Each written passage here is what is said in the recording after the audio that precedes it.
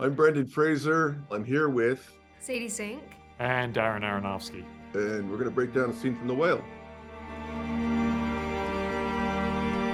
The Whale is about a lot of things, and one thing it's about is forgiveness and hope and human connection. And Brendan's character, Charlie, in this scene is trying to kind of reconnect with his daughter, who is very hurt and very angry with him. And so he's slowly trying to find a way in to connect her. And I think this is the first time maybe in the movie when he reaches his daughter just a little bit.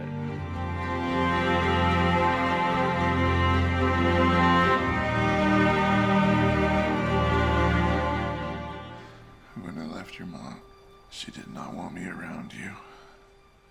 I hoped that she would change her mind eventually, but You could have just fucking called me. When we first meet Ellie and see her with Charlie in the film, this is the first time they're together in 10 years, I think. He had left her when she was 8 years old because he fell in love with someone else, so left her and her mother. Ellie at this point has a lot of pent-up rage and anger towards her father, but it's really just coming from that sense of pain that she's in. She was really hurt by him and betrayed by him. All this time, you could have been a part of my life. Ellie.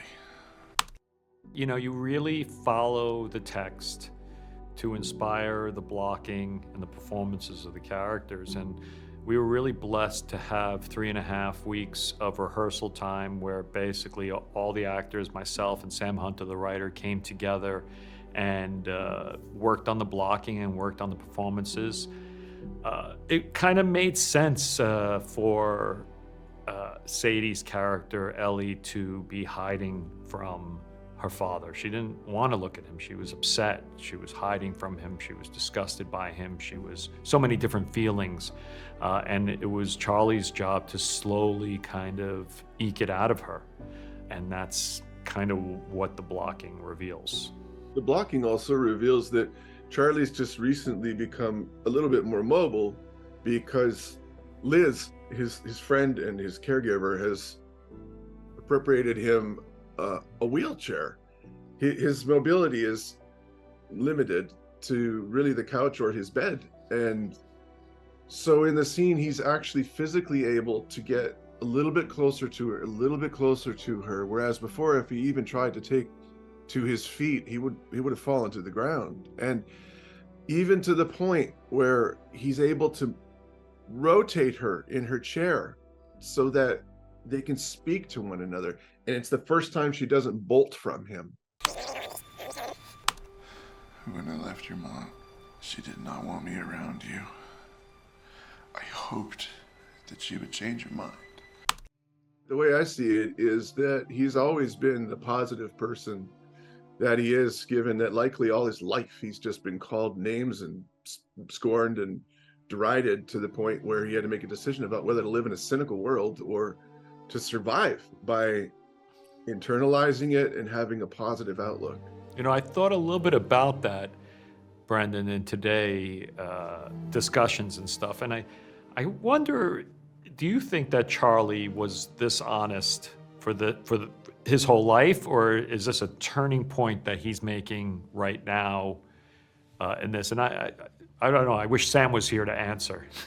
I'm going to guess that it's because of his nature as an educator, and he would have always been seeking this out from his students, wanting to get through to them. And I think he probably took that on board, knowing his limited amount of time, what the stakes are concerning him being able to not connect with her, that I think he better practice what he preaches.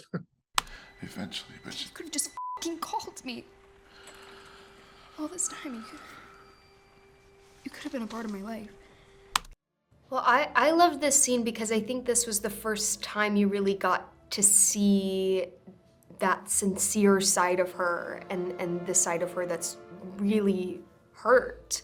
And then Charlie has this line at the end after she kind of expresses, like, you could have called, you could have reached out, you could have been sending more money besides child support.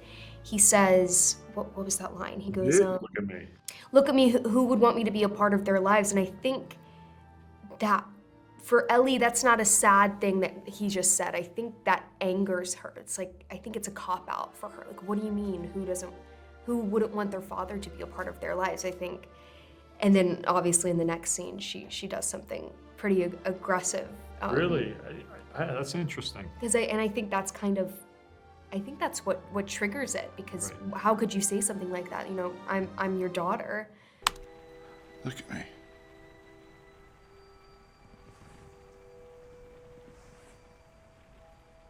Who would want me to be a part of their life?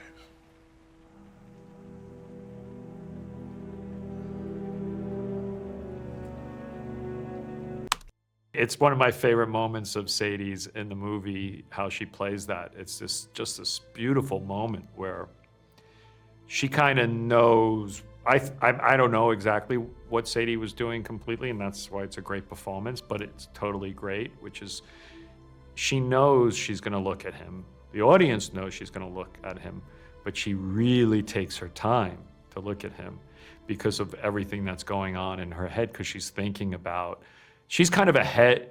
Her character is so wickedly smart that she's ahead of pretty much everything that's kind of going on. She's never really surprised. She's kind of 2 or 3 lines ahead of the script in almost every scene, except for maybe the end. And the only time she's really in the moment is for her very last line of the scene of the movie. And the last line of the movie, she's finally in the moment with him. But the rest of the time, she's just racing ahead of everyone. And even in this scene, which is like a deep emotional connection, she doesn't want to give him that moment. She just is going to, like, she's resisting it, but she knows she has to listen to him because he's asking for something that's really truthful. Who would want me to be a part of their life? I think he has no other play. I don't think that's his only move, is to lay himself completely bare. He knows how hurt she is. And he knows that anything he tries to say to get through to her, to show her how he feels, is really going to fall on deaf ears because she has very little sympathy for him. So I think he's just speaking what he believes her to be the belief of also.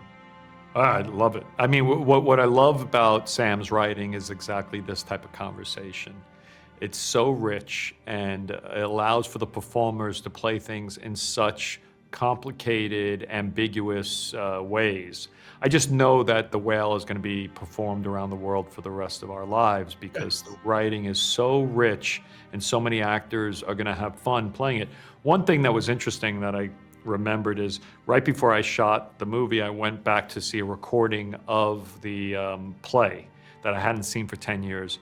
And the actors all played it completely differently. I mean, most notably, Charlie was played by an actor who was kind of more gruff and grouchy and a lot more anger than how Brendan played it, yet it completely worked for me back then. So it just shows you there's so many different paths through Sam's incredible words.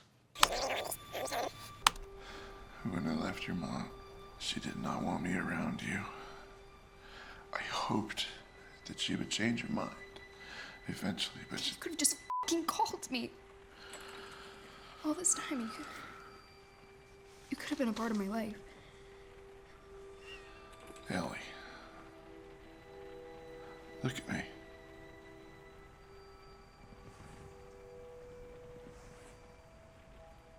Who would want me to be a part of their life?